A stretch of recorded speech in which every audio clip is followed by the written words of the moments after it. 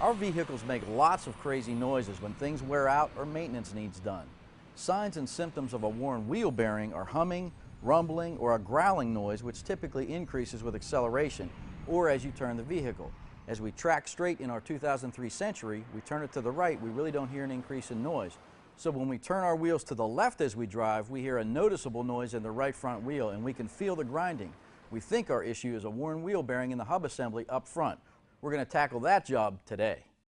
Now, with the vehicle secure on level ground, there's one final check to verify that the right front wheel bearing is our issue. Tip the wheel at 12 and 6 o'clock and feel for slack, and then again at 9 and 3. And here at 9 and 3 o'clock, I definitely feel some play in that bearing, again verifying our problem. Now, on our 03 Century that we're working on, just basic hand tools are all that's required. Some vehicles require some specialty tools. Be sure you get the right tool for this job. Probably the most important tool, the Haynes Repair Manual. We've both been guilty of this, not reading all the information before we tackle the job. You got to do it here. You want to know the way in and you want to know the right way out. Most importantly, you want to know the right torque specs for this job. It's critically important so you're not having to repeat this thing. Now, before we jack the vehicle up, we loosened the axle nut while it was down on the ground and I had a buddy hold the brake on. Because honestly, with the big breaker bar up against the parking gear, you could break something. So with the brake on, we loosened the axle nut. Now we're ready to pull the wheel and dive in. The next step is to remove the caliper. I've got the mounting bolts out, and I like to secure it up on the strut, coil spring, with a bungee cord because I don't like any tension on the brake line. Next, remove the rotor. Now we're going to take off the axle nut. And we've pre-loosened this, but on some vehicles, there's a nylon lining inside that nut, and you've got to fight it all the way off. To take that off, get yourself a pry bar, get everything secure, and go ahead and back it off.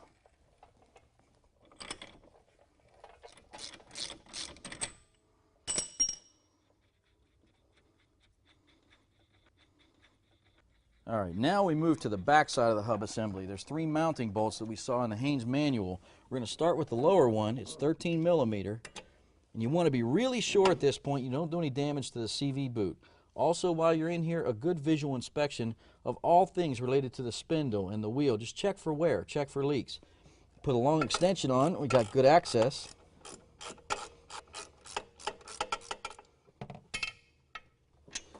And as per usual, access is the hardest part. Now here's a great tip. Before you pull the old worn hub assembly out, you want to take a few rags and stuff them down under the CV boot, creating a landing pad of sorts for that axle. When you pull the hub assembly off, the axle's going to want to drop, and you don't want to damage the CV boot. That's a great way to protect it. Now, with a little bit of work and encouragement from the pry bar, you can work that hub assembly loose. It's ready to pull out right in your hand. A little bit more encouragement, that hub assembly comes off. Now, check your Haynes Repair Manual because some vehicles require a puller to get this separated from the axle and subsequently a press to put it back on the right way. Your manual will tell you everything you need to know. This wasn't too bad. Now, I want to show you the new hub assembly we're going to put on. You can see everything's in great shape, nice and clean. You can see the splines are in great shape.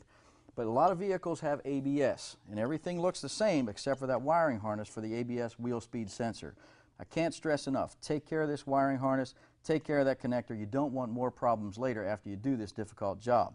The next step is to clean the face of the spindles so we get a really good fit, as well as clean the splines on the axle shaft itself, again, so we get a great fit in the new wheel bearing assembly. And finally, hit the splines with a little WD-40, wipe it down and get any loose contaminants, metal shavings, anything you got, just get that all wiped off. So with the splines good and clean, you want to reinstall the ABS bracket. Again, our vehicle doesn't have an ABS system, but this bracket has an important job. It creates the proper spacing for the new hub assembly. Put it back on just like you found it. Work hard not to bend this thing. You want to take good care of that bracket, and then reinstall the new hub assembly. So I've worked the new hub assembly on as far as I can get it. Now I'm going to use the new nut and actually press it back on enough so that I can get the mounting bolts in from the back and actually draw it up good and snug. Using the new nut is incredibly important if you're going to do this job right. In many applications, the new nut is going to be the means by which you get the torque setting just right. So you've got to be sure to replace that outer nut. So gently start working it in. It's going to draw that hub assembly right up. Be gentle, be patient, and go slow through this whole process. You don't want to damage anything. And you definitely don't want to hammer on this brand new assembly. No reason to damage it.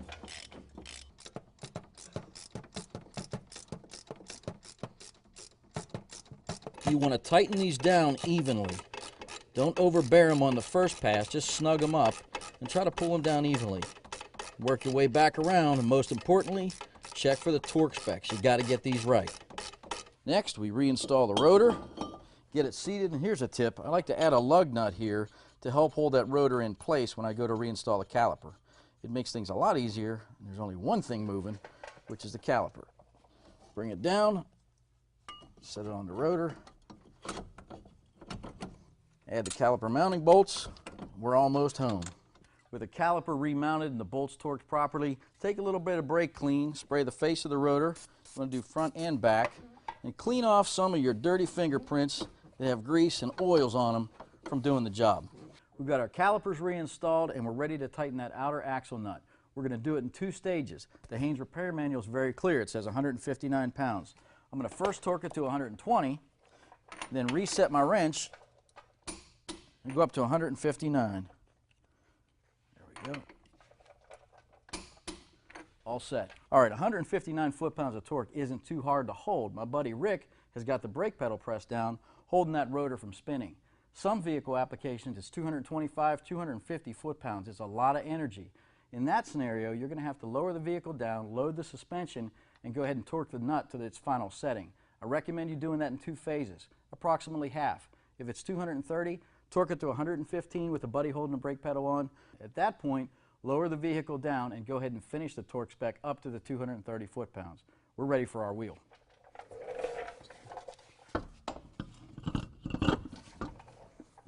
Well, we said it at the beginning of the project, and we're going to finish up with the same message. Torque specs are everything on this project.